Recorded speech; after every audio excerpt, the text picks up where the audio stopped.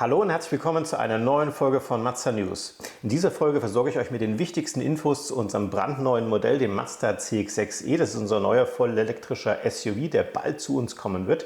Und das heißt, ich gebe euch hier in diesem Video natürlich einen kompletten Überblick über die technischen Details, was ist denn alles in diesem Auto drin steckt. Wir gucken uns die Ausstattungslinien an, natürlich auch Preise, technische Daten, was es noch alles so zu diesem Auto gibt. Und wenn euch das interessiert, bleibt auf jeden Fall dran. Gleich nach dem Intro legen wir los.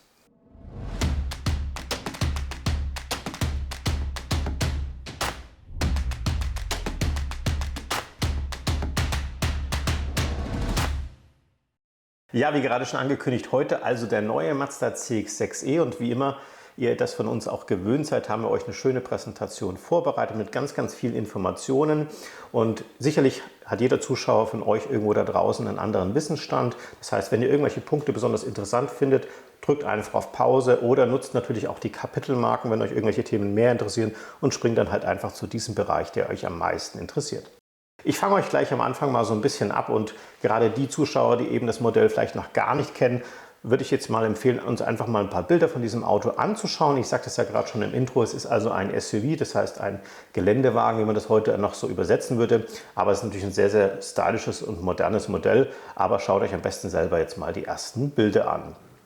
Von vorne seht ihr hier schon doch eine relativ breite und markante Front, die auch so ein bisschen einen bösen Anblick, finde ich, erzeugt. Gefällt mir sehr gut. Man kann hier schon auf den ersten Blick sehen, dass wir sehr schmale Scheinwerfer haben, die schon fast so ein bisschen raubtierartig ausschauen. Und hier sieht man auch ein beleuchtetes Logo und natürlich auch noch hier so einen beleuchteten Wing, würde ich jetzt einfach mal dazu sagen. Früher wäre so Kühlerspange vielleicht dazu sagen. Das Bild ist noch relativ dunkel, aber wir schauen uns das nachher natürlich nochmal ein bisschen mehr im Detail an. Vielleicht nochmal von der Seite die Silhouette, damit man sich die Größe mal so ein bisschen vorstellen kann. Also es ist schon ein ausgewachsener SUV, kein kleiner und hat auch hier eine sehr moderne Linienführung, wie ich finde. Und für alle Zuschauer, die vielleicht auch schon unseren Mazda 6e kennen, hier sieht man doch, dass man hier gewisse, ja, wie soll ich sagen, Analogien hat. Das heißt, dass es aus dem gleichen Schlag und gleichen Design gemacht wurde. Und ich finde das Auto wirklich sehr schick. Von hinten haben wir wieder die gleichen schmalen Scheinwerfer, die wir vorne schon sehen könnten, nach hinten sozusagen transportiert.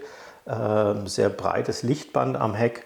Und hier oben, das kann man nur im Moment ein bisschen schwer erkennen, sogar noch wie beim Formel-1-Auto, so ein kleines drittes Bremslicht. Richtig schick gemacht, finde ich persönlich. Hier sieht man es mal noch so ein bisschen im Detail. Natürlich jetzt auch der neue Mazda-Schriftzug. Mazda geht jetzt im Moment von dem Mazda-Logo weg oder diesem typischen Mazda-Symbol, was ihr kennt, hin zu einem geschriebenen Wort. Kennt man auch von anderen Automarken, wahrscheinlich um einfach den Erkennungseffekt auf der Autobahn, wenn man schnell dran vorbeifährt, ein bisschen leichter für den Vorbeifahrenden zu machen. Hier nochmal also eine kleine Detailansicht von dieser dritten Bremsleuchte. Hier oben im Heckspoiler habe ich so in der Art auch noch nie gesehen, gefällt mir richtig gut. Und hier ein erster Blick nach innen. Und auch hier für die Zuschauer, die wie gesagt diesen Mazda 6e schon kennen, es ist sehr ähnlich jetzt mal vom ersten Augenblick. Allerdings fallen noch ein paar Veränderungen auf. Zum einen mal haben wir hier nochmal ein deutlich größeres und breiteres Display. Da kommen wir aber gleich nochmal im Detail drauf zu. Das Lenkrad ist sehr ähnlich. Und es ist jetzt hier im mittleren Bereich keinerlei Tacho-Element mehr zu sehen. Also man geht hier sozusagen in die Richtung, doch alle Informationen eben auf diesem großen Display eben darzustellen, dass ihr eben nach vorne möglichst gute Sicht habt und dann nicht irgendwo hier euer Sichtfeld irgendwie behindert wird. Dann schauen wir uns das noch an, das ist auch ein Novum bei Mazda, das ist das erste Fahrzeug, das über sogenannte digitale Außenspiegel verfügt, sogar noch über den Innenspiegel, da kommen wir auch noch dazu, nicht in jeder Ausstattungslinie, da kommen wir dann auch noch dazu. Und ja, hier noch ein kurzer Blick aufs Lenkrad, damit man sich das so ein bisschen vorstellen kann. Das sind also schon Tasten, die allerdings so ein bisschen wie so ein Touch ausschauen, aber man kann die ganz normal drücken. Und dann kommen wir natürlich jetzt mal so ein bisschen ins Eingemachte. Das heißt, alle Zuschauer interessieren jetzt vielleicht auch mal, ja, was hat denn das Auto für technische Daten? Was steckt denn da für ein Motor drin? Und am Anfang hatte ich es schon angedeutet, ist also hier ein reines Elektrofahrzeug, wird nicht als Benziner oder als Plug-in-Hybrid angeboten. Wir haben hier einen Akku, der in dem Fahrzeug drin steckt. Das ist ein 78 Kilowattstunden Akku und die Technologie hier ist also ein LFP-Akku. Ist im Moment also die gängigste oder häufigste Akkutechnologie auf dem Markt, zeichnet sich eben durch eine besonders hohe Robustheit aus und auch durch ein sehr schnelles Ladeverhalten. Der Energieverbrauch ist jetzt im Moment mit 18,9 Kilowattstunden auf 100 Kilometer angegeben. Diese Werte sind übrigens immer inklusive Ladeverlusten auch gerechnet. Das heißt also, hier wird sozusagen auch berücksichtigt, dass zum Beispiel eben die Wallbox bei euch irgendwelche Verluste hätte bei der Umwandlung und so weiter. Also das ist wirklich schon ein relativ realistischer Verbrauch. Man muss allerdings dazu sagen, dass dieser Wert jetzt im Moment noch mit den 19 Zoll Felgen in den Prospekten steht. Es gibt aber auch 21 Zoll Felgen. Dieser Wert liegt mir im Moment allerdings noch nicht vor. Damit kommt das Fahrzeug dann auf eine Reichweite von 484 Kilometer unter diesen Bedingungen, diese sogenannten WLTP-Messwerte. Aber wir werden dann sicherlich auch in Zukunft mit euch mal wieder so eine Verbrauchsmessung machen, um einfach auch mal verifizieren zu können, ob denn diese Verbrauchswerte im Alltag auch wirklich erreichbar sind. Hier haben wir noch für euch so ein bisschen das Thema Ladeleistung. Da fragt ihr natürlich immer wieder nach. Gerade bei Elektrofahrzeugen ist das eben besonders wichtig für euch. Was ist also die maximale Ladeleistung? Mazda hat jetzt hier die Ladeleistung vom Mazda 6e, die mit 165 kW angegeben ist, nochmal ein ganzes Stück erhöht auf 195 kW. Wenn ihr an einer Schnellladesäule seid, das ist dieses sogenannte DC-Laden, wie man das auch nennt. Wichtig ist hier natürlich, dass diese Ladesäule auch überhaupt erstmal diese Leistung schaffen muss. Also das ist ein ganz wichtiges Ding. Und dann haben wir natürlich noch das Laden an der Wallbox daheim. Da haben wir hier ein dreiphasiges Laden mit maximal 11 kW. Wenn wir jetzt mal die schnellste Lademöglichkeit, das sogenannte Schnellladen, berücksichtigen, hätten wir also eine Ladezeit bei maximaler Leistung dann von ungefähr 24 Minuten, gerechnet von 10 auf 80%. Das ist jetzt im Endeffekt auch der Wert, den man im Endeffekt empfiehlt, wenn man unterwegs ist. Man will den Akku nicht komplett leer fahren, weil es könnte ja sein, dass zum Beispiel mal die Ladesäule besetzt ist oder irgendwie defekt. Und zum anderen möchte man ihn auch nicht ganz voll laden, weil natürlich ab 80% die Ladeleistung deutlich herabgesenkt ist und das weitere Warten sich dann eigentlich nicht mehr lohnt, sondern man sollte dann eben weiterfahren und dann erst wieder bei ungefähr 10-20% wieder einen Ladestopp machen. Der Motor selber bei dem Fahrzeug ist relativ bekannt von dem Mazda 6e. Wir haben hier 258 PS und 290 Newtonmeter, hat sich also nicht viel verändert. Ebenfalls von der Charakteristik haben wir hier einen Heckantrieb bei dem Fahrzeug und eine Höchstgeschwindigkeit von 185 km/h. Die Beschleunigung ist dann von 0 auf 100 mit 7,9 Sekunden angegeben. Und ihr seht schon an den technischen Daten, das ist jetzt also kein Performance-SUV. Mazda, wie auch bei Mazda 6e, hat sich jetzt hier dafür entschieden, eher ein performantes Fahrzeug hier anzubieten, aber natürlich keine Leistungswunder, sondern wirklich für den Alltag. Man kann gut überholen, man hat ausreichend Leistung, aber natürlich keine 400, 500 PS. Schauen wir uns gleich mal die Abmessung an, ist vielleicht auch für den einen oder anderen von euch interessant, ob er überhaupt in die Garage reinpasst. Fangen wir mal kurz mit der Breite an, 1,93 m ist das Fahrzeug hier gemessen, allerdings natürlich ohne die Spiegel. Wir haben einen Radabstand von 2,90 Meter in etwa und eine Gesamtlänge von 4,85 Meter. Damit positioniert sich das Fahrzeug in etwa bei unserem Mazda CX-60 knapp drüber sozusagen. Also wie ich schon sagte, ist ein relativ großer, ausgewachsener SUV. Aber ja, mit 1,62 Meter haben wir doch eher eine sportliche Silhouette. Aber das konnte man, glaube ich, hier auch schon so ein bisschen an der Form erkennen. Ja, dann stellt sich natürlich die Frage, ja, wenn wir schon so ein großes Auto haben, was kriegt man denn eigentlich alles in den Kofferraum rein? Das Volumen haben wir euch hier mal so ein bisschen aufgeschrieben. Wir haben doch recht großzügige 468 Liter, was tatsächlich für ein Elektrofahrzeug ein sehr guter Wert ist, weil grundsätzlich diese Autos immer ein bisschen weniger Volumen haben, weil meistens dann eben die Fächer unterhalb des normalen Kofferraumbodens fehlen, weil dann natürlich Akkukapazität oder irgendwelche Techniken drin sind. Und bei umgeklappter Rückbank sind es dann noch 1434 Liter. Dann haben wir als Besonderheit bei unserem Fahrzeug vorne noch einen sogenannten Frunk, also einen vorderen kleinen Kofferraum. Den finde ich eben besonders praktisch, wenn man noch irgendwo so Zeug reintut, was beispielsweise jetzt eben nicht jeden Tag notwendig ist. Hier sogar mit einem etwas erhöhten Volumen gegenüber dem Mazda 6e von insgesamt 80 Liter. Da passt also richtig nochmal was rein und gerade wenn man eben in Urlaub fährt und hinten schon komplett voll ist, dann kriegt man da vorne doch nochmal ganz ordentlich was rein. Dann ganz wichtiges Thema auch für viele Zuschauer unter euch ist das Thema Anhängelast. Das ist ja immer noch so ein bisschen die Achillesferse eines E-Fahrzeuges. Es gibt einige E-Autos auf dem Markt, die entweder gar keine richtige Anhängerkupplung montieren können oder nur sehr geringe Lasten transportieren können. Und Mazda hat auch hier eben darauf geachtet, dass man hier schon wirklich auch einen größeren Anhänger mitziehen kann. Insgesamt 1500 Kilogramm sind hier möglich, sodass eben für alle Zuschauer unter euch irgendwo das Richtige dabei ist. Sei es, ihr habt noch so einen Gartenanhänger mit 750 Kilo oder vielleicht auch tatsächlich einen Wohnwagen. Das lässt sich tatsächlich mit diesem Fahrzeug alles ziehen.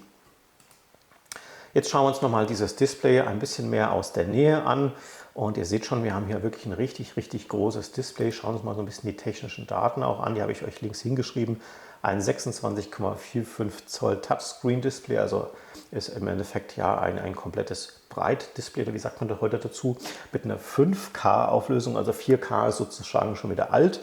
Natürlich braucht man dann auch einen performanten Prozessor da drin. Das hat man natürlich integriert, dass man hier auch wirklich super, super schnelle Reaktionszeiten hat, wobei der Mazda 6e da auch schon sehr flott war.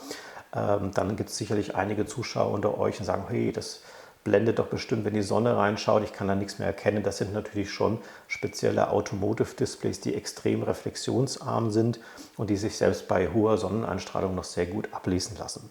Kennt ihr vielleicht auch so ein bisschen von eurem Smartphone, das sind meistens auch immer ähnliche Displays. Dieses Display hat auch den großen Vorteil, dass es eben von der Fahrerseite und auch von der Beifahrerseite bedienbar ist und man hat deswegen auch diese Bedienelemente so strukturiert, dass auch ein Beifahrer seine Dinge gut einsteuern kann. Schauen wir uns das mal ein bisschen aus der Nähe an. Ihr seht hier oben links schon mal die aktuelle Geschwindigkeit, die hier dargestellt ist, der Modus, der Akkuzustand, Reifen, Luftdruck auch gleich auf einen Blick, dass man das unter Kontrolle hat. Hier auch dann vom Navi wahrscheinlich noch ein paar Informationen. Hier so die typischen Menüpunkte, die wir auch vom Mazda 6e kennen. Dann hier natürlich meistens frei konfigurierbare Symbole wie Sitzheizung, natürlich auch die Temperatur auf der linken und auf der rechten Seite, Umluft und so weiter. Und dann ganz rechts, wenn ihr euch das mal so ein bisschen näher anschaut, dann gibt es also sozusagen nochmal die Beifahrertemperatur, nochmal einzeln inklusive Sitzheizung und Belüftung, also auch hier wahrscheinlich konfigurierbare Symbole.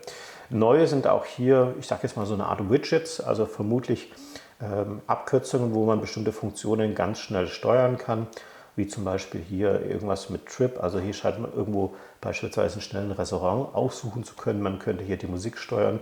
Und der Beifahrer hat hier natürlich auch nochmal die Möglichkeit, die Lautstärke zu verstellen, wenn es ihm zu laut wäre. Das mal von dieser Seite vom Display. Wir haben allerdings in dem Auto natürlich nicht nur unser großes Display da in der Mitte, sondern ich sagte ja schon, wir haben auch das erste Fahrzeug mit einem digitalen Rückspiegel und digitalen Außenspiegel.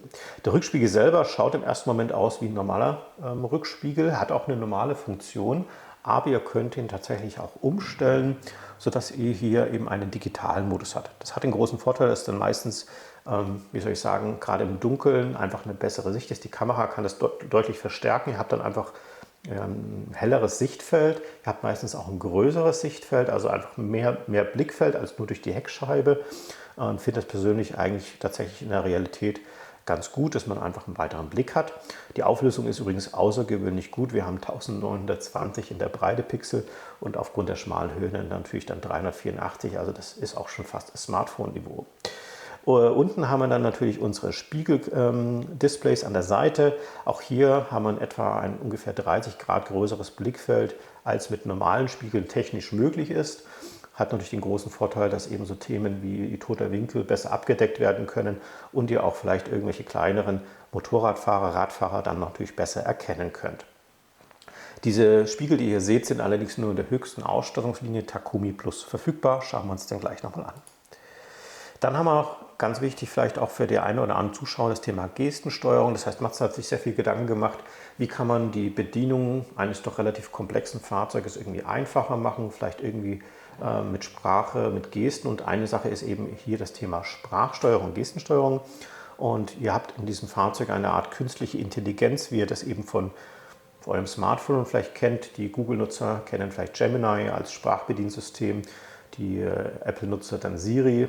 Es gibt ja auch noch die Alexa und bei Mazda hat man eben ein eigenes integriert. Das nennt sich dann eben Hey Mazda oder so kann man es ansprechen, kann damit natürlich die wichtigsten Funktionen steuern, beispielsweise Klimaanlage, Navigationssystem und diverse andere Funktionen in dem Auto noch.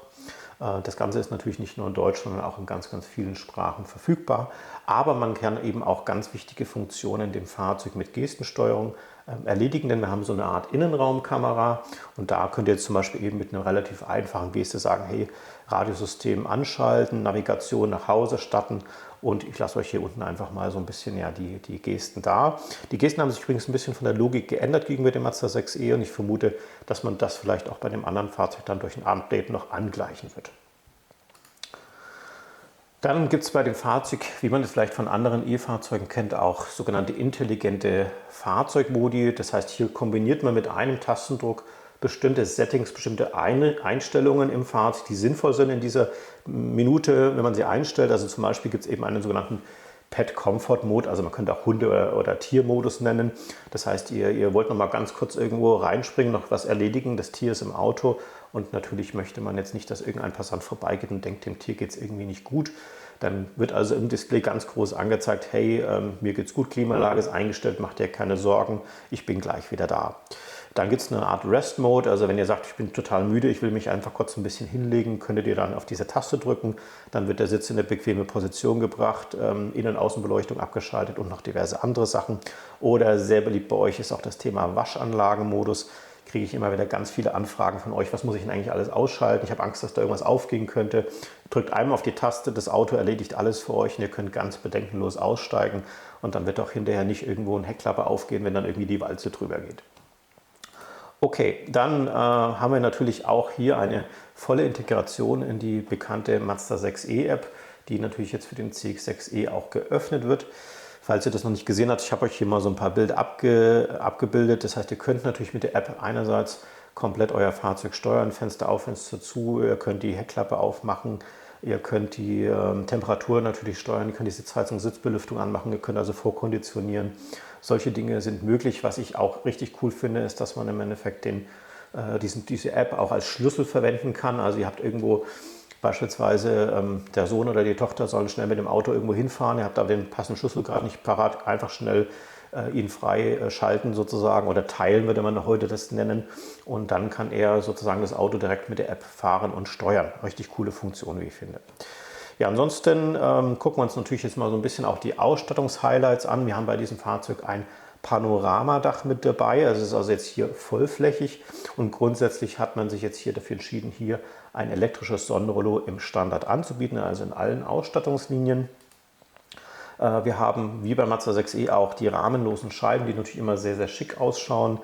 Wir hatten diesen beleuchteten Wing und das Logo, was heute, ich sage mal, so ein bisschen Trend ist, sieht man es immer häufiger im Dunkeln, dass da irgendwelche beleuchteten Logos unterwegs sind. Die flächenbündigen Türgriffe wirken natürlich gerade eben, wenn sie geschlossen sind, wirklich sehr schick und natürlich auch, was das Thema Windgeräusche angeht und Aerodynamik ist es natürlich von Vorteil. Weiteres Thema ist aber heute fast schon Standard ist, weil das Apple CarPlay und Android Auto, was nicht Standard ist, dass wir sogar eine gekühlte induktive Ladeschale haben. Warum? Habt ihr sicherlich schon mal festgestellt, wenn ihr euer Handy da in so eine Ladeschale reinlegt, ist durch diese induktive Laden, was relativ ineffizient ist, muss man dazu sagen, meistens ist das Handy sehr warm hinterher und Mazda kühlt es eben, dass dieser Ladevorgang nicht abbrecht. Wir haben eine sehr, sehr fein einstellbare Ambientebeleuchtung, jetzt hier eben in 256 Farben. Da könnt ihr euch also mit so einer riesen Matrix das selber so ein bisschen konfigurieren und einstellen. Und wie beim Mazda 6e kann man da auch ein paar coole Funktionen nutzen, wie zum Beispiel Pulsieren, Farbwechsel und solche Geschichten lassen sich dann bestimmt auch noch einstellen. Und wir haben natürlich hinten in der zweiten Reihe, wie auch beim Mazda 6e schon, nochmal einen eigenen Touchscreen, wo man eben die Temperatur nochmal getrennt einstellen kann, wenn eben hinten der Person das Ganze ein bisschen zu warm oder zu kalt wäre. Dann schauen wir uns mal das Thema Assistenzsysteme an. Da gibt es ja einige Zuschauer, die unter euch sagen, hey, mir ist wichtig, dass das Auto eben mich möglichst beschützt, dass ich hier möglichst sicher ankomme. Und da hat Mazda hier wirklich ins Volle gelangt, wie man so schön sagt. Da ist alles drin, was man heute eigentlich in so einem Fahrzeug erwarten kann. Das heißt aktive Notbremssysteme vorne mit Frontüberwachung, das heißt Fahrradfahrerüberwachung, Motorradfahrerüberwachung, Personenüberwachung, Autoüberwachung. Das heißt, wenn zum Beispiel irgendwie ein Fahrradfahrer vor euch jetzt irgendwie über die Ampel fährt und die war rot und ihr habt euch nicht gesehen, dass ihr jetzt da gerade fahrt, dann würde euer Auto eben eine Vollbremsung einleiten, wenn ihr den beispielsweise zu spät gesehen hättet. Wir haben das Ganze auch nach hinten, das nennt man heute Ausparkhilfe mit Notbremsfunktion. Ihr fahrt rückwärts, da kommt ein Radfahrer von der Seite, ihr habt den irgendwie nicht gesehen, weil da irgendwie vielleicht ein Busch war und das hat die Sicht verdeckt hat, dann würde das Auto eben das erkennen, euch erstmal warnen und dann, wenn der zu nahe kommt, würde euer Auto einfach gestoppt werden, dass ihr dem Radfahrer nicht reinfahrt.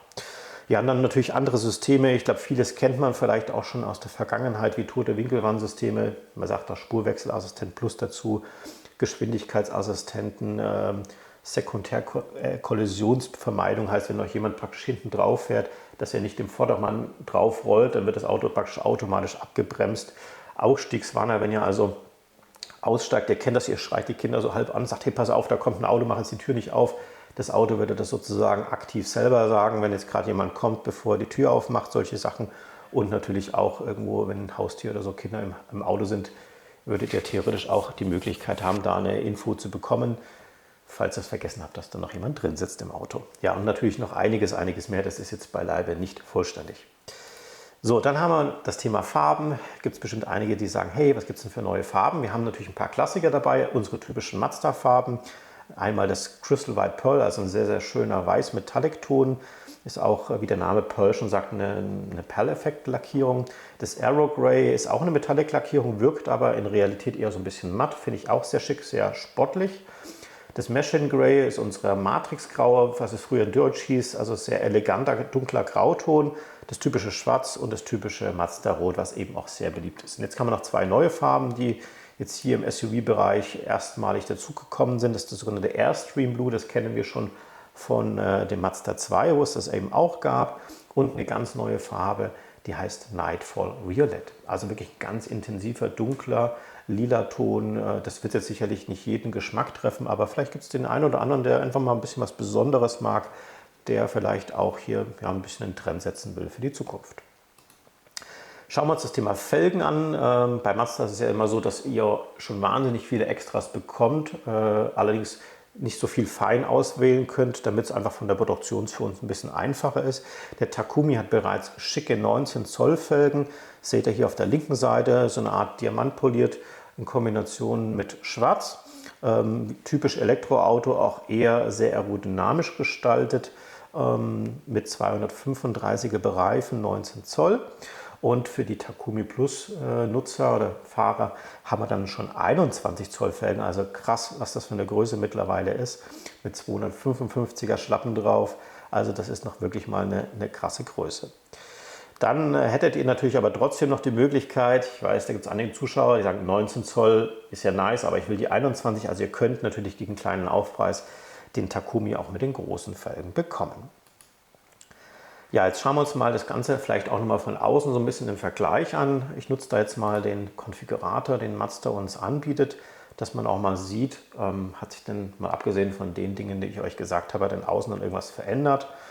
Und ich lasse jetzt das Auto mal ganz bewusst hier in weiß, damit man die Unterschiede ein bisschen besser erkennen kann.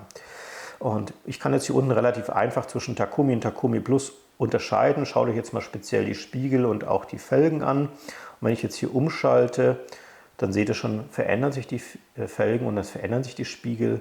Aber ansonsten sind hier keinerlei optische Unterschiede zu sehen. Gucken wir uns das Ganze nochmal von hinten an. So, vielleicht von dieser Ansicht. Ich schalte nochmal auf Takumi. Und ihr seht schon, auch hier hat Mazda eben bewusst von außen dafür gesorgt, dass die Autos sehr ähnlich sind. Da unterscheidet sich also hier wirklich gar nichts. Dann schauen wir uns das Interieur doch einfach mal an. Da gibt es dann tatsächlich jetzt schon die ersten Unterschiede.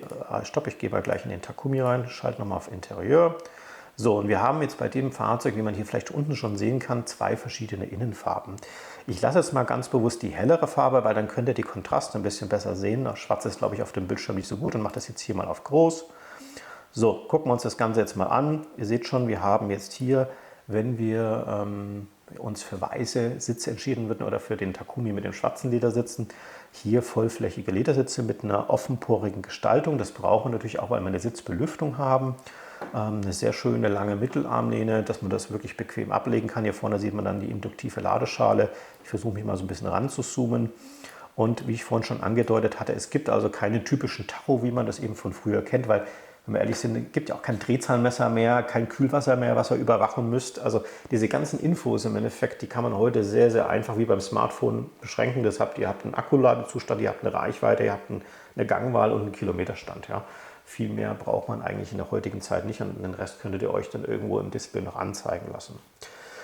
Hier auf der linken Seite sieht man also noch die klassischen Spiegel, natürlich Fensterheberbedienung. Und ich gehe mal so ein bisschen nach hinten, zoome mich mal ein bisschen raus. Also typische SUV-Konfiguration, in der Mitte ein schmalerer Sitz, Isofix-Halterung natürlich. Aber ich finde auch sehr schöne große Kopfstützen. Das ist hinten tatsächlich immer eine Seltenheit. Und was ich hier oben schon sehen kann, sind tatsächlich auch so Surround-Speaker. Also wir haben hier sicherlich auch ein gutes Soundsystem, das kann ich jetzt schon mal versprechen. Hier unten dann übrigens nochmal das Display, von dem ich vorhin schon gesprochen hatte. Leicht abgeflachtes Lenkrad unten, genauso wie beim Mazda 6e, gefällt mir auch sehr gut, dass man auch ein bisschen besser einsteigen kann und schaut einfach gut aus. Ich schalte vielleicht mal ganz kurz noch auf Schwarz für euch, dass ihr euch den Unterschied mal anschauen könnt. So, ja, also auf jeden Fall auch sehr schön. Und übrigens dann, wenn ich das hier anschaue, haben wir natürlich auch einen schwarzen Dachhimmel dann, was sicherlich auch für euch interessant ist. Gut, jetzt schauen wir uns noch die Takumi Plus Version an. Die hat tatsächlich ein anderes Interieur. Da habt ihr keinerlei Auswahl, es ist immer dieses Interieur. Schauen wir uns mal an, und zwar passend auch zur neuen Außenfarbe, diesem Nightfall Violet. Wir haben hier eine zweifarbige Kombination, ich hoffe, ihr könnt es ein bisschen sehen. Das heißt, er hat sich hier so ein bisschen aus einer Mischung von den helleren Ton und diesem ganz, ganz dunklen Lila entschieden. Es wirkt hier tatsächlich auf den Bildern meistens ein bisschen heller als in Realität. Selbst am Lenkrad haben wir das dann ganz leicht. Die Innenseite ist dann ebenfalls mit diesem dunkellila Leder bezogen. Und hier seht ihr auch schon mal den Spiegel. Ich mache es noch ein bisschen größer. Und auch die Spiegeldisplays hier auf den jeweiligen Türpaneelen. Ansonsten hier seht ihr noch den digitalen Spiegel. Aber auch das schaut im ersten Moment eben wie ein normaler Spiegel aus. Und natürlich auch hier wieder dunkler Dachhimmel. Ja, also gucken wir uns das Ganze hinten nochmal an. Hier sieht man ja auch diese zweifarbige Gestaltung. Also ich finde, das schaut schon richtig, richtig schick aus und natürlich auch sehr modern. Bin mal gespannt, wie euch das Ganze dann eben auch von der Optik her gefällt. Könnt ihr gerne auch mal hier in die Kommentare schreiben, wie ihr das Design von Mazda findet und auch die Innenfarben und Außenfarben. Ich springe jetzt mal wieder zurück in die Präsentation. Und wir schauen uns jetzt mal ein bisschen mehr im Detail an, was dann eigentlich schon in diesem Takumi-Modell, das nenne ich jetzt mal unser Basismodell, drinsteckt. Wobei der Begriff Takumi schon für unsere, also für die anderen Modelle auch immer für die höchste Ausstattungslinie stand. Diese Sitzbezüge, die nennen sich Maztex. Also damit will man im Endeffekt sagen, dass es kein echtes Leder ist, also ein sogenanntes Lederimitat. Und das gibt es dann eben in Schwarz oder in Weiß, wie ich es gerade schon sagte. Wir haben dann ein 360-Grad-Kamerasystem mit einer durchsichtigen Ansicht, also man sagt ja in Englisch See-Through View, da habe ich mich letztes Mal schon schwer getan, das auszusprechen, also man bildet sozusagen das Fahrzeug ab und versucht es eben durchsichtig zu machen, dass man sich das besser räumlich vorstellen kann. Wir haben natürlich dann auch unser Panorama-Schiebedach vollflächig schon vorhanden, Lenkradheizung, Sitzheizung und Belüftung ist auch schon dabei. Das große Display, Head-Up-Display ist bei Mazda auch wirklich immer sehr groß und immer mit dabei. Die Ambientebeleuchtung ist serienmäßig, die 19 Zoll Felgen. Die ganzen Assistenzsysteme, LED-Scheinwerfer sowieso, elektrische Heckklappe ist auch serienmäßig. Und ich sagte es gerade auch schon, ein Soundsystem mit 23 Lautsprechern. Also da hat Mazda sich nicht lumpen lassen. Und grundsätzlich bei uns auch bei dem Fahrzeug schon eine Wärmepumpe serienmäßig ist immer noch keine Selbstverständlichkeit im E-Auto-Bereich. Eine Besonderheit noch für die Allergiker unter euch, wir haben in dem Auto tatsächlich auch ein Luftreinigungssystem mit Ionengenerator. Also hier ist eben dann auch dafür gesorgt, dass wirklich immer frische Luft in dem Auto ist und eben unangenehmer Geruch irgendwo eliminiert wird. Gucken wir uns jetzt das Takumi Plus System mal an. Da haben wir jetzt natürlich noch ein paar Elemente zusätzlich. Ich hatte es ja zwischendurch immer so ein bisschen angedeutet, deswegen gehe ich da ein bisschen schneller durch. Die digitalen Spiegel, dieses zweifarbige bei der Sitzgestaltung, das Lenkrad ebenfalls. Und die Belüftung ist jetzt auch bei dem also die Sitzheizung und die Belüftung ist jetzt eben auch hinten vorhanden, nicht nur vorne. Die größeren Felgen mit 21 Zoll. Und wir haben noch eine Art transparentes Zierteil am Armaturenbrett beleuchtet. Da ist dann praktisch nochmal so eine Art Wing drin, schaut auch richtig schick aus. Und noch ein paar zusätzliche Dekorelemente im Innenraum. Ich glaube, das ist dann eher so ein bisschen Feintuning. Jawohl, hier nochmal der Außenspiegel zu sehen, der digitale, haben wir uns schon alles angeschaut, glaube ich. Genau. Jetzt geht es natürlich ans Eingemachte. Ihr fragt euch ja, schönes Auto, aber was kostet denn der ganze Spaß? Und wie ihr das vielleicht von Mazda kennt, haben wir hier natürlich schon versucht, sehr, sehr attraktive Preise auf den Markt zu werfen. Und die bisherige Resonanz, die wir von euch bekommen haben, denn wir haben auch schon die ersten Bestellungen für die Fahrzeuge, ist wirklich sehr, sehr gut. Denn wenn man das alles mal so ein bisschen in die Waagschale wirft, was wir hier von Auto haben, bei welcher Größe, welcher Ausstattung, ist das wirklich ein richtig knackiger Preis. Die Takumi-Version startet bei 49.990 €. Also hat Mazda ganz bewusst hier bei der unverbindlichen Preisempfehlung unter 50.000 € angesetzt. Wollt ihr die 21 Zoll Felgen, müsst ihr gerade mal 800 € investieren. Das ist auch, wenn wir ehrlich sind, relativ wenig für so eine große Größe. Und der Takumi Plus liegt dann eben bei insgesamt ca. 3.000 € mehr. Dafür bekommt ihr eben dann diese ganzen Features. Müsst ihr selber entscheiden, ob euch das wert ist oder eben nicht. Bei den Farben ist es tatsächlich auch eine Besonderheit. Bei den E-Autos führt Mazda bisher immer so eine Art kostenlose Farbe bei Metallic Weiß ein. Das war früher eben nicht, da kriegt man nur immer das normale Weiß. Und tatsächlich ist es so, dass er hier praktisch das komplette Perlweiß komplett kostenlos bekommt, also für 0 Euro. Deswegen ist das auch so beliebt bei euch. Ist natürlich auch ein großer Vorteil. Im Sommer wird das nicht so schnell heiß und ist irgendwie auch so ein bisschen im E-Auto-Segment sehr beliebt. Wenn ihr die anderen Farben wollt, habt ihr hier die Aufpreise. Die normalen Metallic-Lackierungen liegen bei 990 Euro. Die neue Farbe, das Violett, bei 1190, genauso wie das Matrix-Grau. Ich sage mal Matrix-Grau, Mashing Grey. Und das bekannte Mazda-Rot dann bei 1340 Euro. Hier unten noch ein kleiner Hinweis für euch, also die Dachsäulen, habt ihr vielleicht vorher noch so ein bisschen im Blick, die sind immer in Schwarz Metallic lackiert. Ja, jetzt gibt es vielleicht auch einige Zuschauer, die unter euch sagen, hey, was gibt es denn da schon für Zubehör? Da sind wir natürlich jetzt noch ganz am Anfang, deswegen habe ich jetzt ja noch keine Bilder für euch, da müsst ihr noch ein bisschen Geduld aufbringen. Also es wird sicherlich auch so Themen wie beleuchtete Einstiegsblenden geben, vielleicht so Projektoren, die irgendwelche Logos auf den Boden zaubern, gibt es ja auch für die anderen Modelle schon. Natürlich unsere vollelektrische Anhängevorrichtung für diese 1500 Kilogramm Anhängelast, Schutzfolien, Schalenwannen, Allwettermatten und was weiß ich, Alufelgen, da wird sicherlich noch einiges geben. Ein bisschen Geduld noch an dieser Stelle und damit komme ich auch schon wie lange ihr sozusagen noch Geduld haben müsst, denn wir haben schon ganz viele Anfragen bekommen, wann kann man dieses Auto Probe fahren, steht das Auto schon auf dem Hof? Nein, leider noch nicht, also ihr müsst noch ein bisschen warten, man kann ihn schon bestellen, man kann ihn schon konfigurieren. Und wenn ihr dann eben das Auto bestellt habt, könnt ihr bestimmt zu den ersten, die es dann auch bekommen. Und das ist dann ungefähr so im August, September. Das ist jetzt die aktuelle Planung. Mazda ist natürlich bemüht, dass eben so möglichst schnell die Autos herkommen. Aber wir sind gerade im Moment erst in der Produktion. Das wird schon noch ein bisschen dauern. Ja, wenn euch das Auto interessiert, dann kann ich euch nur empfehlen, schaut einfach mal bei eurem Mazda-Händler vorbei. Lasst euch gerne mal ein Angebot machen oder natürlich nutzt auch dann vielleicht im Hintergrund so ein bisschen die aktuellen Fördermöglichkeiten für E-Fahrzeuge. Wir haben dazu euch auch schon mal ein Video hochgeladen, verlinke ich euch einfach mal da oben. Schaut da gerne auch mal rein, da gibt es tatsächlich im Moment ganz interessante Programme auf dem Markt. Habt ihr noch irgendwelche Fragen zu diesem Modell, schreibt es wie immer in die Kommentare rein.